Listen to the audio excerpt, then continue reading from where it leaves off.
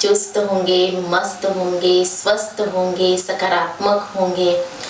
हम सबको यही आशा है कि आप दिनों दिन आगे बढ़ते रहिए और सकारात्मक अपनी धारा जो चिंतन की है उसको बनाते जाइए। तो बच्चों, जो हम चर्चाएं कर रहे हैं आपको अच्छी लगती ही होंगी। आज हम चर्चा करेंगे बहुत ही इम्पोर्टेंट मूल्य है। जैसे कि मान लीजिए 5 रुपए का पेन है, उसका भी मूल्य है। फिर नोटबुक है, किताब है या जो बैग है, उसका अलग अलग मूल्य होता है। हर चीज़ का मूल्य अलग अलग होता है। लेकिन बच्चों, इस सृष्टि के अंदर ऐसी जो चीज़ है जिसका हम मूल्य कभी नहीं कर सकते हैं, और वो है सद्गुण। क्योंकि सद्गुण माना, मूल्य माना क्या है कि वही सच्ची संपत्ति है। सद्गुण ही पूंजी है सच्ची। तो आज हम जिस मूल्य के बारे में चर्चा करने जा रहे हैं वो है ईमानदारी। तो ईमानदारी जो है कि जैसे कहते हैं, ईमानदारी के आधार से ये जिसके अंदर गुण था तो उसने कई ऊंचाइयों को हासिल किया है। जीवन के अंदर वो आगे ही आगे बढ़ा है। जैसे कि उसने कुछ इच्छा भी नहीं की, लेकिन उसके अंदर एक ईमानदारी का मूल्य था। उस आधार पर ही उसको बहुत कुछ हासिल हुआ है। तो ईमानदारी ऐसा गुण है जिससे हमारा आत्मविश्वास भी बढ़ता है और हमारा जो लक्ष्य लिया हुआ है वहाँ तक हम पहुँच जाते हैं। तो बच्चों, मैं एक आपको उदाहरण देना चाहूँगी कि मान लीजिए एक तराजू है और उस तराजू में बहुत सारी संपत्ति रखी हुई है और उसमें सब कुछ रखा हुआ है। गाड़ी है, बंगला है, संपत्ति, सब कुछ, धन जो भी है रखा हुआ है। और एक पलड़े में मूल्य रखा है, सिर्फ ईमानदारी रखा है। तो बच्चों, किसका पलड़ा ज़्यादा भारी होगा? तो आपने सोचा होगा अवश्य ही सद्गुण, मूल्य जो ईमानदारी है। मैंने तो एक मूल्य के बारे में बता रही हूँ। अगर जीवन के अंदर एक मूल्य भी अगर हम धारण करते हैं तो उसका पलड़ा बहुत भारी होता है। इस पर मैं एक आपको कहानी सुना रही हूँ। एक बार 2 व्यक्ति की मृत्यु हो गई और मृत्यु होने के बाद ऊपर धर्मराज के पास गए। अभी धर्मराज ने उनको कहा कि आपको फिर से जन्म लेना है। तो एक को कहा कि अभी आपका जन्म है ना बहुत ही गरीब परिवार में, जहाँ पर दरिद्रता है, दुख है, अशांति, ऐसे परिवार में आपका जन्म होगा। और दूसरे को कहा कि आपका जन्म है ना बहुत ही सुखी और संपन्न परिवार में होगा। अभी जिसको कहा कि बहुत ही गरीब परिवार में जहाँ पर दुख है सब कुछ, तो उसने कहा ये तो मेरे साथ अन्याय हो रहा है, ये ऐसा कैसा हिसाब है? धर्मराज को कहने लगा, क्योंकि मेरे पास तो बहुत धन संपत्ति, गाड़ी बंगला सब कुछ था, और ऐसे कैसे कि अगला जन्म मेरा इस परिवार में होगा? तो धर्मराज ने कहा नहीं नहीं, ऐसा तो कुछ हो नहीं सकता है, मैं हिसाब देखता हूँ। क्योंकि यहाँ पर है ना जो सच्ची कमाई है उसके आधार पर उसका नेक्स्ट जन्म होता है। तो वो कहता है मेरी तो बहुत सारी कमाई, मैंने बताया ना मैं इतना धनवान था, मेरे पास इतनी कमाई थी। तो धर्मराज ने फिर से कहा नहीं नहीं, जो सच्ची कमाई है उसकी मैं बात कर रहा हूँ। और जिसको कहा था दूसरे व्यक्ति को कि बहुत ही संपन्न परिवार में जन्म होगा, संपन्न और सुखी परिवार में, तो उसका जब हिसाब चेक किया तो ये व्यक्ति बहुत ही ईमानदार था। उसने बचपन से लेकर के अंत तक बहुत ही ईमानदारी से कार्य किया था और इसीलिए उसका जन्म संपन्न और सुखी परिवार में होने वाला था। तो बच्चों, ये जो क्यों सुनाया, क्योंकि अगर हमारे जीवन के अंदर हम ईमानदारी से चलते हैं तो ये हमारी सच्ची कमाई है और मृत्यु के बाद भी वो हमारे साथ रहती है। लेकिन जो धन दौलत है, गाड़ी बंगला है, जो भी कुछ है, वो हमारे साथ में बिल्कुल नहीं जाती है। तो उस व्यक्ति ने क्या किया था कि रखो आप तराजू दिखाओ कि करते हैं कि किसका पलड़ा भारी है। तो जैसे ही उसने वो सारा डाला कि मेरे जो भी कमाई थी वो सारी डाली, और फिर बाद में पलड़ा तो उसका वैसे ही था, और ये जो व्यक्ति था इसने सिर्फ ईमानदारी डाली तो भारी था। फिर बाद में क्या किया, वो व्यक्ति उस तराजू को खुद ही लटक गया, लेकिन कुछ भी नहीं हुआ। तो बच्चों, ये मूल्य जो है बहुत जरूरी, हमने तो पिछले एपिसोड में चर्चा की है अलग अलग मूल्यों के ऊपर, लेकिन ईमानदारी ये जो मूल्य है इससे जीवन में हमारी बहुत उन्नति होती है। फिर आपने वो कहानी भी सुनी होगी ईमानदारी की, तो लेकिन फिर से आपको याद दिला रहे वो कहानी कि एक जो लकड़हारा था तो वो लकड़ी काटने के लिए गया था। तो जैसे उसके पास लोहे की कुल्हाड़ी थी, मान लीजिए उसका नाम सुखी था, और वो काट रहा था। जिस डाली को वो काट रहा था तो काटते काटते उसकी जो कुल्हाड़ी है ना लकड़े में से बाहर निकलकर नदी में गिर गई। अब जैसे नदी में गिरी, अभी उसको बहुत रोने लगा कि अब मेरी जो कुल्हाड़ी है नदी में गिर गई तो कौन निकाल के देगा। फिर उसने खुद भी ढूंढा लेकिन उसको मिली ही नहीं, जोर जोर से रोने लगा। तभी क्या हुआ कि वन के देवता आए और उसको पूछने लगा कि क्या हुआ। तो उसने कहा, सुखी ने कहा कि मेरी जो कुल्हाड़ी है ना, मैं लकड़ी काट रहा था तो पानी में नदी में गिर गई। तो वन के देवता ने फिर कहा कि मैं तुम्हारी कुल्हाड़ी ला करके देता हूँ। तो जैसे ही वन के देवता ने डुबकी लगाई, सबसे पहले सोने की कुल्हाड़ी निकाली। तो सोने की कुल्हाड़ी बाहर निकाली और कहा, ये लो तुम्हारी कुल्हाड़ी। तो लकड़हरे ने कहा, सुखी ने कहा, ये मेरी कुल्हाड़ी नहीं है, ये तो सोने की है, ये तो किसी अमीर की होगी, ये मेरी नहीं है। फिर से डुबकी लगाई वन के देवता ने। फिर अब इस बार चांदी की कुल्हाड़ी निकाली। तो जैसे ही चांदी की कुल्हाड़ी निकाली, कहा कि ये लो तुम्हारी कुल्हाड़ी। सुखी ने फिर से कहा, ये मेरी कुल्हाड़ी नहीं है। तो फिर से अभी वन देवता ने तीसरी बार डुबकी लगाई और फिर लोहे की कुल्हाड़ी निकाली और कहा, क्या ये है तुम्हारी कुल्हाड़ी? तो सुखी ने कहा, हाँ, ये यही है मेरी लोहे की कुल्हाड़ी।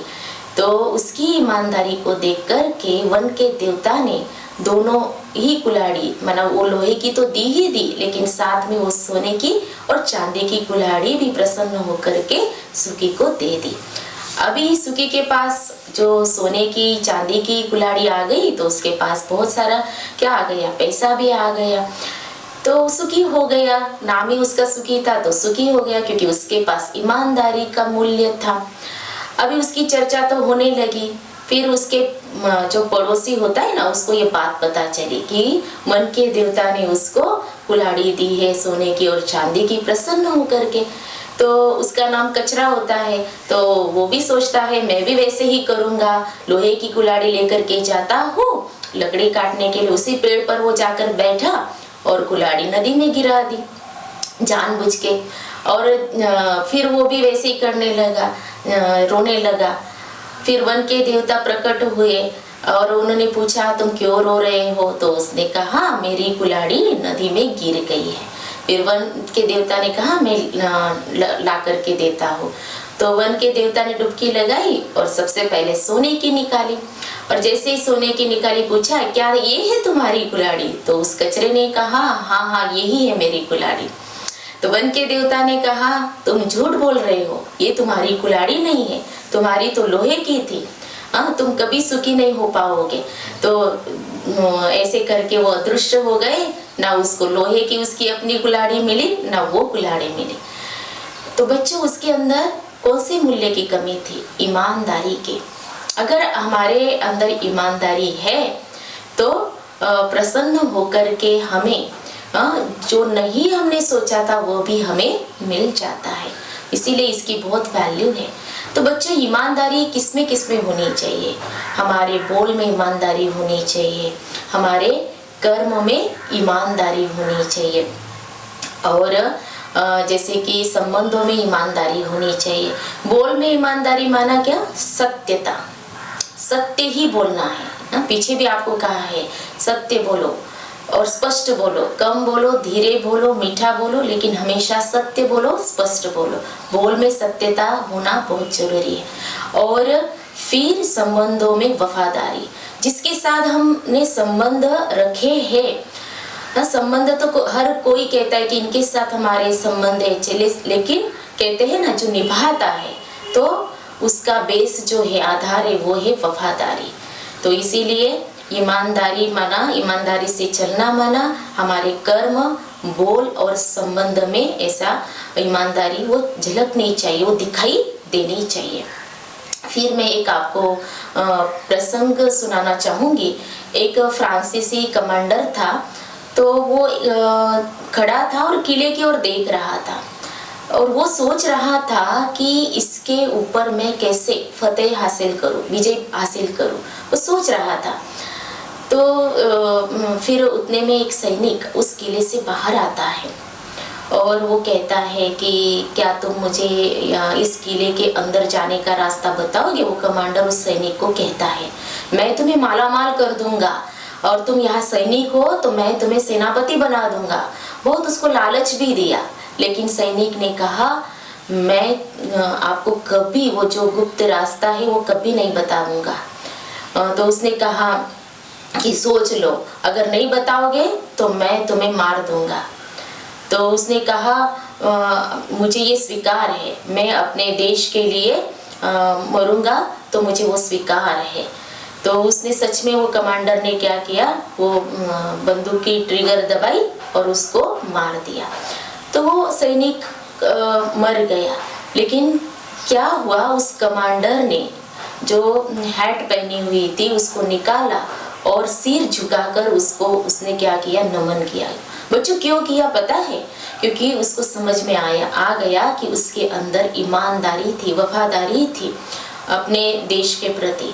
तो उसने ये सोचा कि ऐसे सैनिक अगर होंगे जिस देश में और देश से इतने प्रेम करने वाले होंगे तो कोई भी उस पर विजय प्राप्त नहीं कर सकता है।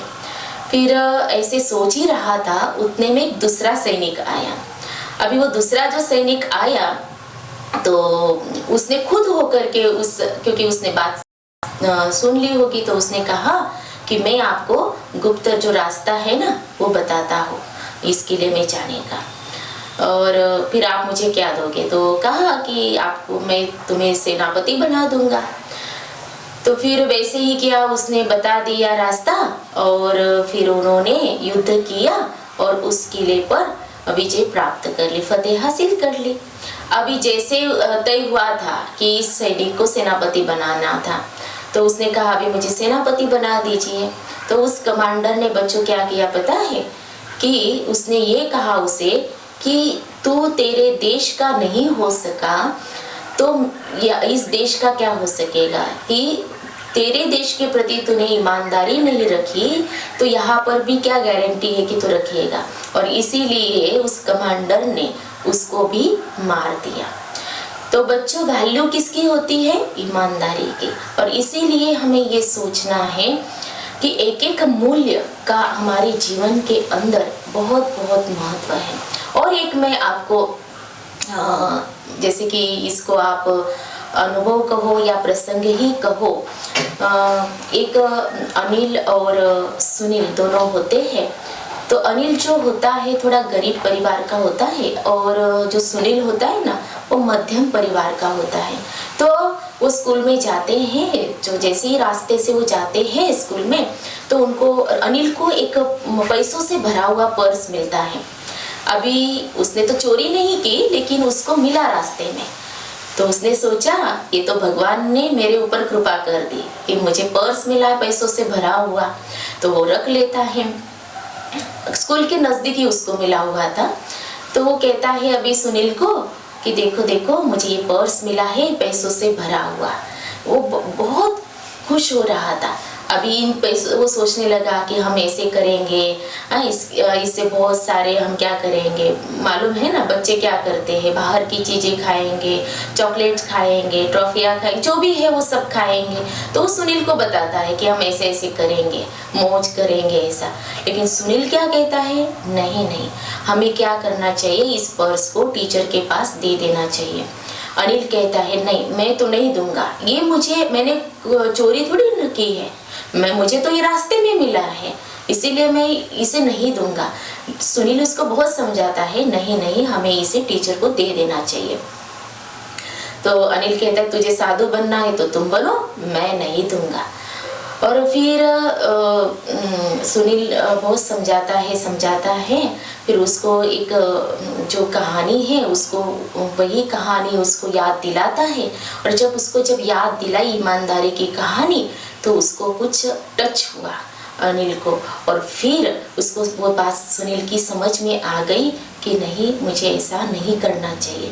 फिर उसको रियलाइज भी होता है, और वो फिर दोनों मिलकर के जाते हैं टीचर के पास, और वो जो पैसों से भरा हुआ पर्स होता है ना, वो टीचर को दे देते हैं। और कहता है अनिल कि मुझे ये रास्ते में मिला, ये जिसका भी होगा वो आप वहाँ तक उन तक पहुँचा दीजिए।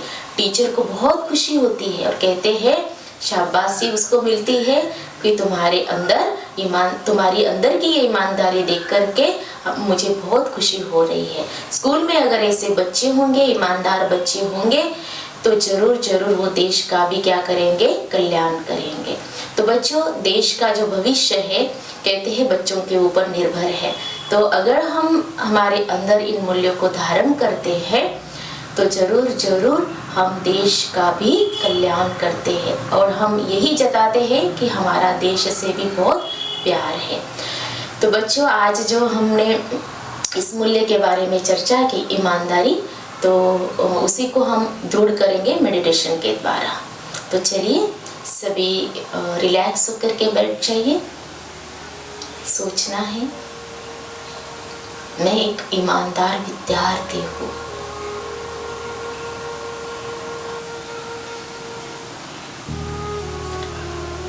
मुझे समझ में आ गया है, ईमानदार बनने से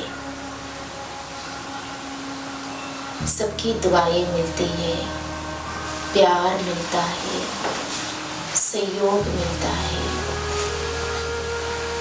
भगवान की नजर हर पल रहती है। हम लाइट हो जाते हैं, हमारा जीवन खुशियों से भर जाता है, संतुष्ट रहते हैं। आज से इस मूल्य को मैं अपने जीवन के अंदर धारण करके हर एक के साथ ईमानदारी से चलूंगी। व्यवहार में भी ईमानदारी को अपनाऊंगी। ओम शांति। तो बच्चों, आज की चर्चा जो हमने मूल्य से मूल्यवान ईमानदारी के ऊपर की, तो आपको पसंद आई होगी। आई है तो जरूर आप अपने कमेंट्स दीजिएगा। अच्छा, ओम शांति।